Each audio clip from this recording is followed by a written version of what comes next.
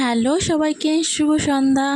তো আজকের ইভিনিংটা একটু অন্যরকমই করা যাক। আসলে বাইরে বৃষ্টি হচ্ছে দেখে আমরা কেউ বাইরে যেতে পারছি না, তো ভাবলাম ঘরে বসেই চটপটা কিছু করা যাক। তো মা এদিকে আলুগুলো ভালো করে সিদ্ধ করে নিয়ে আলুর চকলাগুলো ছাড়িয়ে নিচ্ছে, আর ওইদিকে আমার দিদি এই ফুচকাগুলো ভাজছে। আসলে ফুচকা খেতে ইচ্ছে করছিল, আর বাইরে কেউ যেতেও পারছিল না, রাস্তায় জল জমে রয়েছে।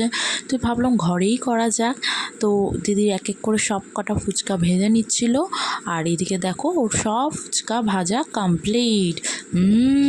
So yummy. তো তোমাদের কার কার ফুচকা খেতে ভালোবাসো ঝটপট কমেন্ট করো তো দেখি। তো এদিকে আমাদের ফুচকার আলু মাখা শুরু করে দিয়েছে। আলুটাকে সেদ্ধ করে নিয়ে তার মধ্যে মটর আর আমরা একটু বাদাম দিয়েছিলাম, যেহেতু বাদাম খেতে ভালো লাগে, আর ঘরে যে মশলাগুলো হয় দিয়ে, আর আমরা একটু তেঁতুলটা একটু কম দিয়েছিলাম। আসলে আমি তো টক খেতে একদম পছন্দ করি না, তো তার জন্য একটু তেঁতুলটা কম দিয়েছিলাম। তো দেখো আমাদের ফুচকা রেডি। এবার এক এক করে সবাই খাবো।